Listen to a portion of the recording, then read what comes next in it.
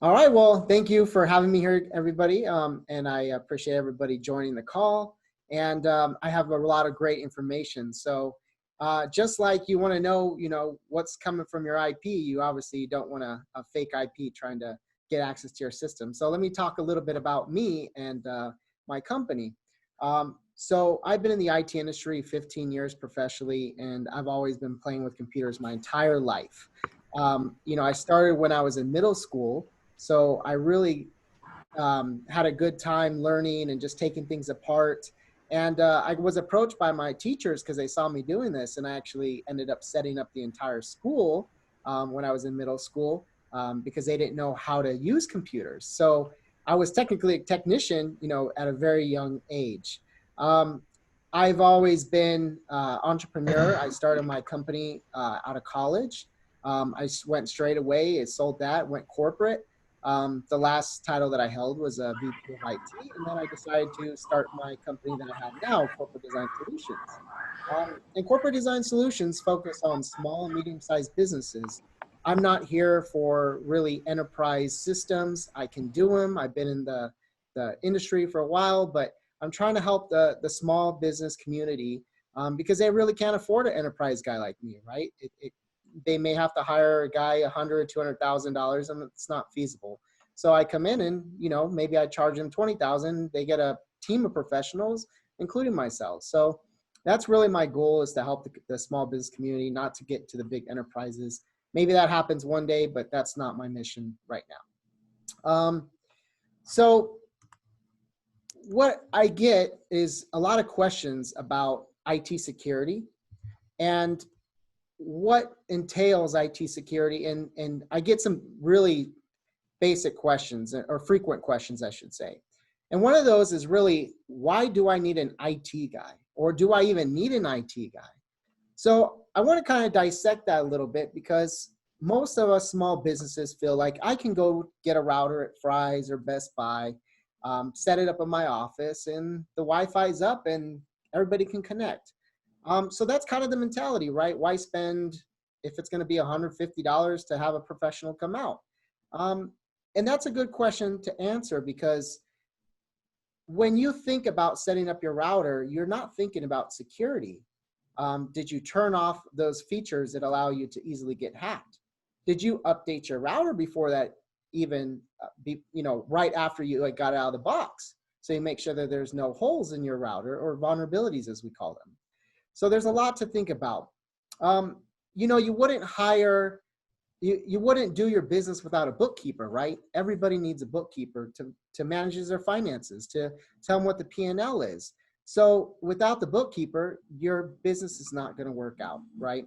So same thing, you need an IT guy to be able to give you advice. And I'm talking about a professional IT guy to give you advice, to teach you, to save you from costly mistakes, like just buying your own router and then somebody hacking your system, which will cost you tens or thousands or millions of dollars, in fact, to repair some of those things.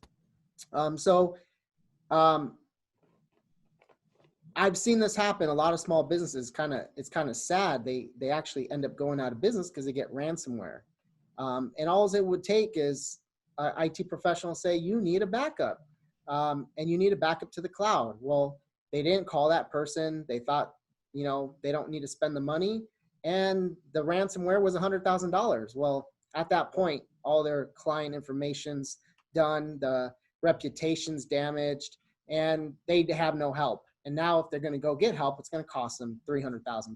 So it's really a sad situation. So yes, you do need an IT guy, just like you need a plumber, just like you need a lawyer to bail you out or to give you good information. And a perfect example, let me give you a little story. I worked for a company that wanted to have inventory software systems. They spent 10 to 20 grand on this, between that amount on this software. And they never consulted their internal IT guy, or they never consulted me. So, turns out that inventory software doesn't do anything good. It's not what they needed. So then we had to go buy another one for the same amount of money, right? So instead of them spending $40,000, they could have spent maybe $1,000 on the software that worked, and they would have got consulted on that. So it's important. Another question that I really get frequently is, how do I, as a person, keep myself safe or avoid getting hacked if I cannot afford you? If there are people that just can't afford IT professionals, and so what do you do if you can't? And so I wanted to kind of give you guys some tips today that will really help your business. The number one thing that everybody must do is update their systems. That means your computers. Don't ignore those Windows updates. Update your computer. Update your router at home. If you don't know how, there's documentation to teach you how to do that. And then update your phones. Updates are very, very important. And the reason why they're important because they patch those holes or vulnerabilities in your system. If you're not doing that, you're exposing yourself to a hacker. It's very easy to hack somebody. It's not rocket science. It's a matter of when they're going to do it, not if they can do it. It's just how bad do they want you to get your information. So you want to make it hard on them. One of those things is closing up those holes. So it's extremely important that anything you do is close up those holes and do them by doing updates. Another thing that you can do is don't go cheap on your antivirus. Don't buy free or don't download free antivirus. When you do that, you're only getting a little piece of protection. You're not getting everything that you need. There's too much viruses, malware, all types of things out there that a free antivirus is just not going to protect. So spend the money and buy a good one for your home or for your business for each computer.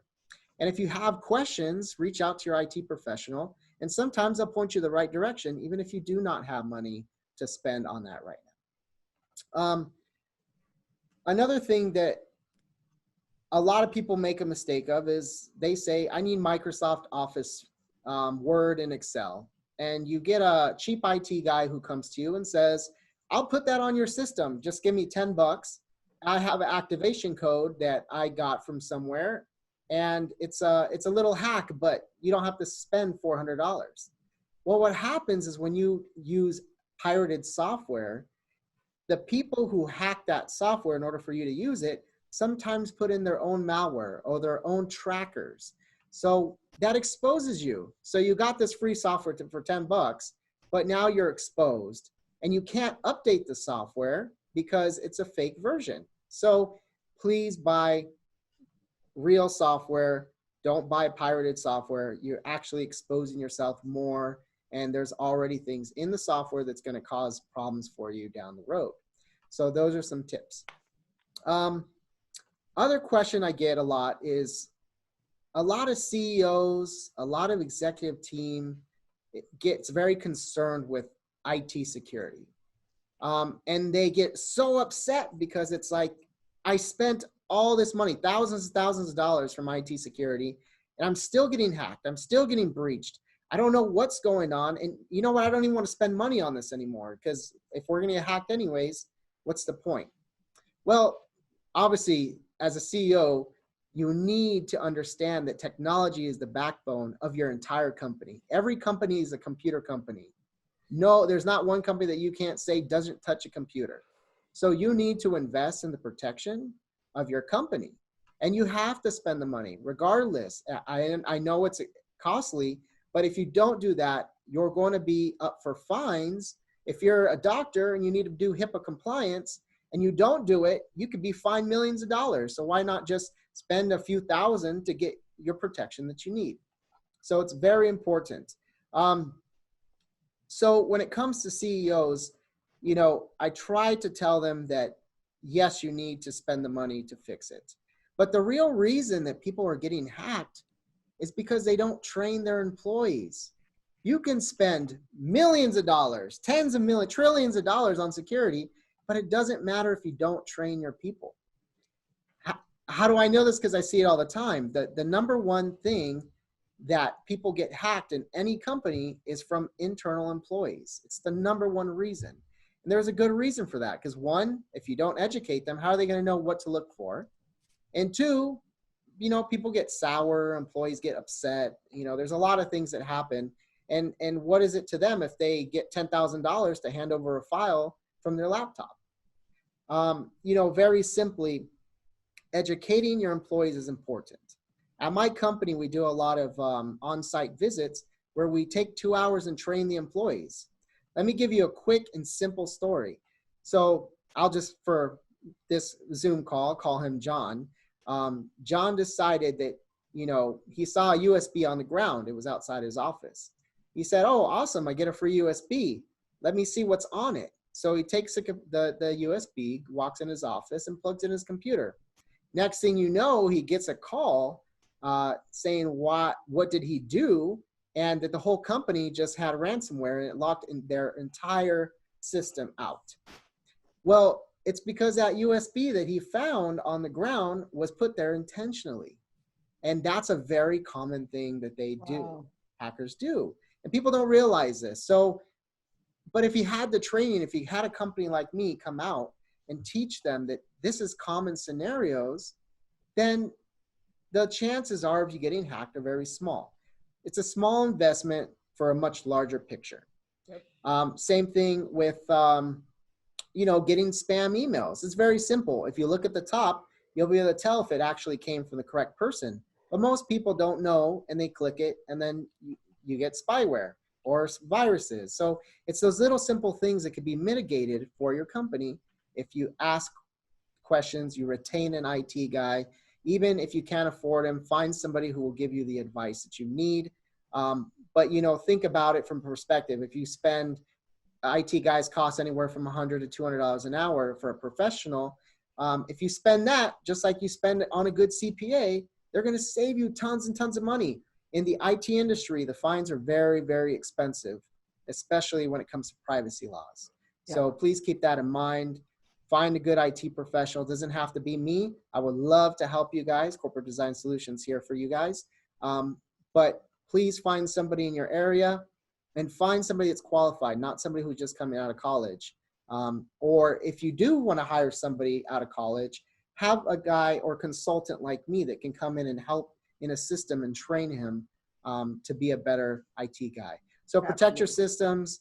Remember, IT is not always about technology. It's always about the people first. Thank you guys for having me, and I will open for any questions. That's totally right. And with all of the legal things that you mentioned, I want to remind the group, I mentioned it earlier, that on our Tech for Good meetup group, in collaboration with TechSoup and Net Squared, there's a whole discussion from a lawyer, Aaron McCarty, about legal compliance on all of this IT. I appreciate it. If you have questions, Michael, make sure you put your information in the chat room there so people can get you. This is recorded. And once again, this recording will be up on the Philanthropreneur Show on YouTube, where everybody can watch it again.